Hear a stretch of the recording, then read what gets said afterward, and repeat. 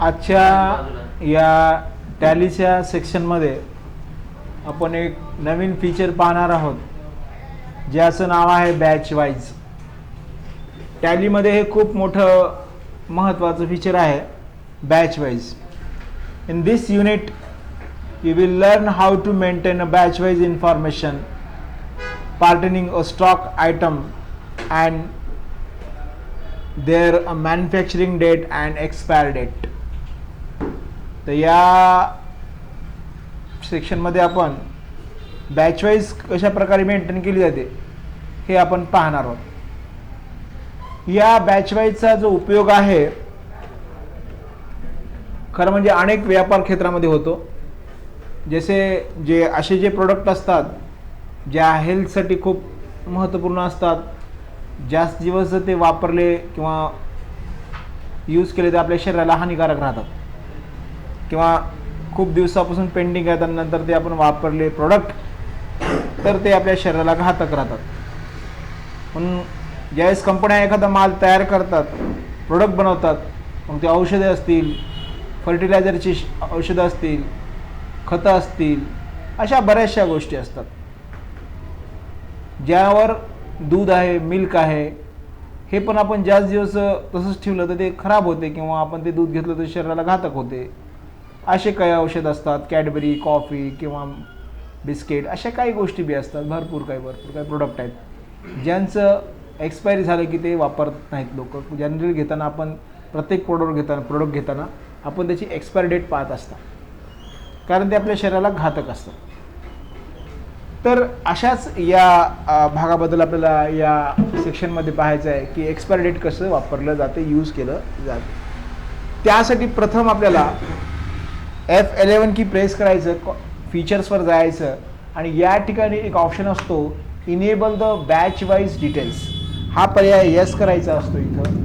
आणि त्याच्या खाली पण आहे maintain expiry date and batch, याला पण इथे यस करायचं आहे. हे दोन्ही पर्याय यस केल्यानंतर याची सेटिंग सेव्ह करायची आहे. सोबत आपल्याला या ठिकाणी आपल्याला ज्यावेळेस आपण याच्यात जाता, क्रिएटवर जाता, स्टॉक आयटमवर जाता, इथं स्टॉक आयटम आपण ओपन करता. या ठिकाणी आपल्याला एक कॉन्फिगरेशन पण सेट करायची आहे. त्यासाठी F12 नावाचं हे बटन दाबायचं, सरळ आपण कॉन्फिगरेशनचा विंडो आपल्याला ओपन होतो. फीचरचा विंडो ओपन झाला तसा हा कॉन्फिगरेशनचा डायलॉग बॉक्स आपल्याला ओपन झाला. या ठिकाणी आपल्याला एक पर्याय असतो, use stock item in batches. तर हा जो पर्याय यस आहे का बघा, हे तर यस असणं गरजेचंच आहे. त्यानंतर use stock category for stock item, या पर्यायाला पण यस असायला पाहिजे. हे दोन्ही पर्याय आपण ठेवायचे, असे कंट्रोल A करून ही सेटिंग सेव्ह करायची. आता सध्या आहेतच. आता आपल्याला इथं काय करायचं आहे की एक प्रोडक्टचं नाव घ्यायचं. समजा माझ्याकडं मेडिकलचं दुकान आहे, तर CROCIN क्रोसिन नावाची गोळी मी घेतोय.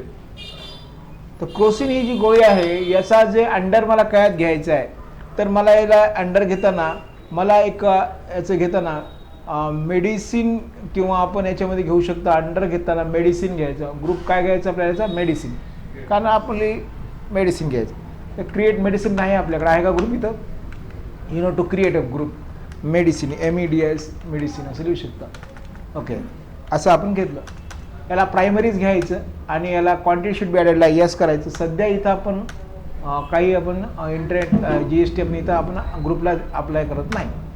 ओके, त्यानंतर याची स्टॉक कॅटेगरी पाहायची आहे. तर हे सगळ्या क्रोसिन गोळ्या हे पेन किलर गोळ्या आहेत, मग याची कॅटेगरी आपण पेन किलर करायची आहे. तर क्रिएट करायचं. इथं पेन किलर कॅटेगरी नाही आपल्याकडे, इथं परत क्रिएट करा.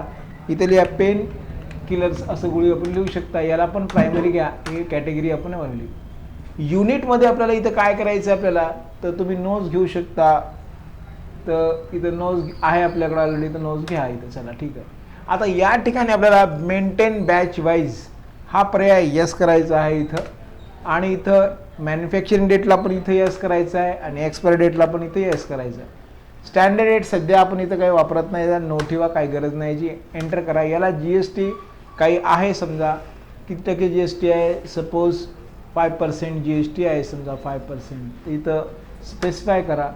HSN कोड लिहा त्या प्रोडक्टचा, लगेच स्पेसिफाय करा टॅक्सेबल अमाऊंट 5% टाका, एंटर करा आणि याला सेव्ह करा. हे एक तयार झालं आपलं, एक आयटम तयार केला आपण.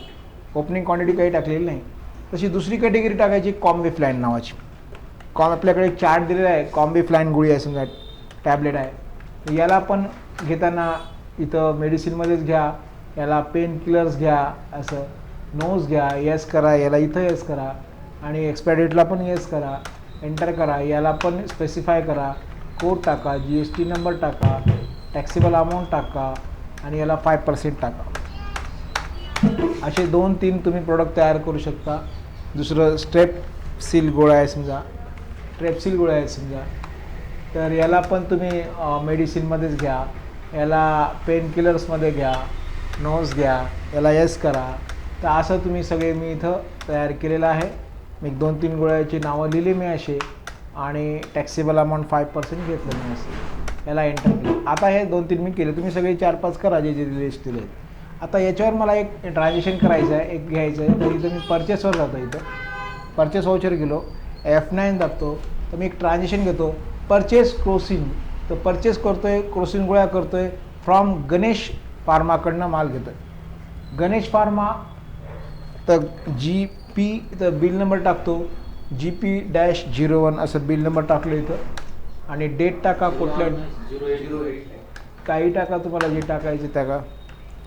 इथं आपल्याला डेट आहे 1/10 आहे, F10 करा, आपल्या व्हाउचरची डेट चेंज करा, 1/10 केली मी इथं, 1/10 टाका. ओके. आणि गणेश फार्माचं आपल्याकडं लेजर नाही तर अल्ट्रा-C करा, GANES गणेश PHARMA फार्मा टाका आणि याला याच्याकडून माल घेऊन तर याला क्रेडिटला टाका आणि याला एंटर करा. असं याचा GST नंबर टाकून द्या. आता सध्या मी टाकत नाही, तुम्ही टाकून द्या. टाकण्यासाठी तुम्ही इंटरनेटवरून सर्च करू शकता, गुगलवरून सर्च करू शकता एखादा GST नंबर, तर तो तुम्ही एंटर करू शकता. तर गुगलवर तुम्ही जाता, तुम्हाला माहीत आहे, एवढं काही टेन्शन नाही. एक डमी तुम्ही जो हे आहे GST नंबर तुम्ही सर्च करा, मोबाईलवर पण सर्च करू शकता, इथं पण सर्च करू शकता. गुगलवर जा आणि इथं GSTN नंबर महाराष्ट्र असं टाका. एखादा GST नंबर घ्या, कॉपी करा तो GST नंबर, असं सर्च करा, कॉपी करा, Ctrl-C करा. ओके, हा घ्या, कॉपी करा, Ctrl-C करतो आहे, परत टॅलीवर जातो, पेस्ट करतो आहे, एंटर करा, असं सर्च केला. तर काय करतो मी, तर क्रोसिन गोळ्या घेतो मी, क्रोसिन गोळ्या. तर क्रोसिन गोळ्या किती घेतल्या मी, इथं ट्रॅकिंग नंबरला नॉट अप्लाइड करा, या ऑर्डर क्वांटिटीला नॉट अप्लाइड करा. गोडाऊन कोणत्या गोडाऊन टाकताय आपण इथं, तर ते आपण या ठिकाणी वेअरहाऊसमध्ये टाकताय. तर इथं मॅन्युफॅक्चरिंग डेट टाकायची आपल्याला, बॅच नंबर टाकायचा आहे, न्यू करा. इथं बॅच नंबर टाकायचा आपल्याला. तर आपला बॅच नंबर आहे या ठिकाणी काय आहे, GP-01 असं टाकायचं आणि इथं क्वांटिटी टाकायची, किती क्वांटिटी घेत आहे आपण, तर 150 क्वांटिटी घेत आहे आपण. रेट काय आहे त्याचा, तर रेट आहे ₹1, ₹2.50 रेट आहे. एका गोळीचा रेट किती आहे, ₹2.50 आहे एका गोळीचं.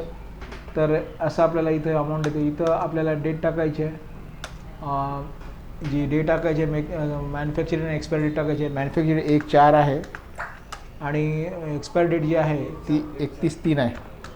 किती आहे, तर एक्सपायरी डेट 31/3 टाकून द्यायची, असं टाकून द्यायची.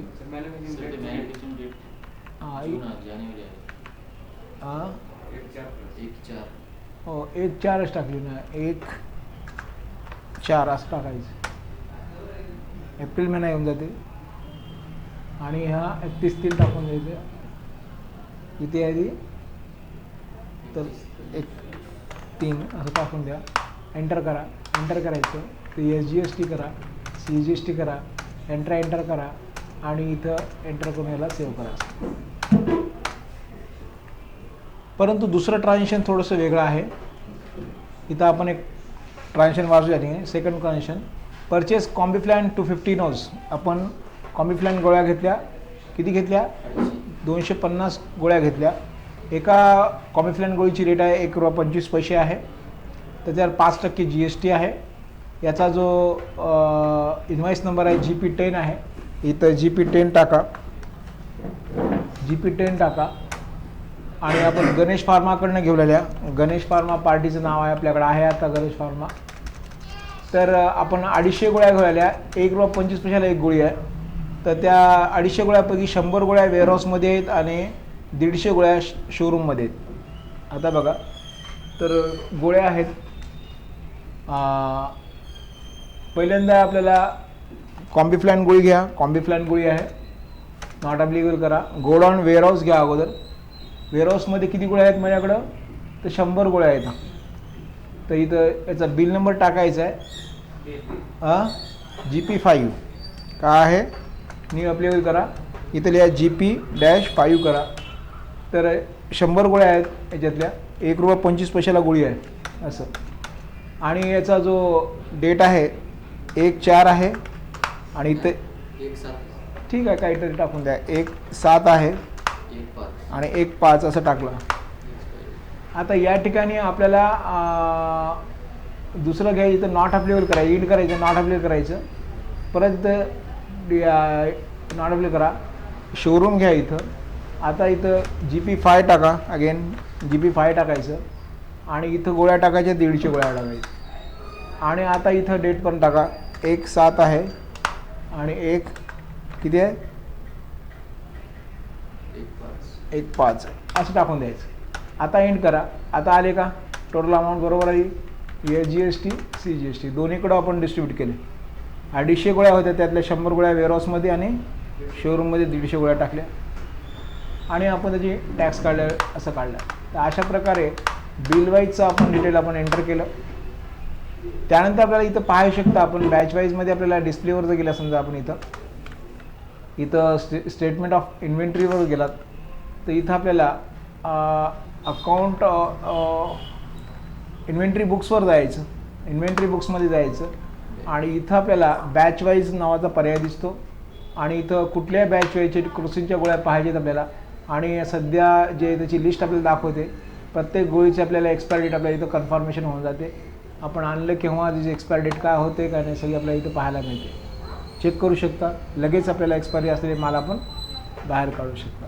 तर स्टेटमेंट रिपोर्टसुद्धा आपल्याला इथं पाहता येतात एक्सपायरीचे. हा व्हिडिओ तुम्हाला जर आवडला तर नक्कीच तुम्ही लाईक करा, शेअर करा आणि तुम्ही ते पहा.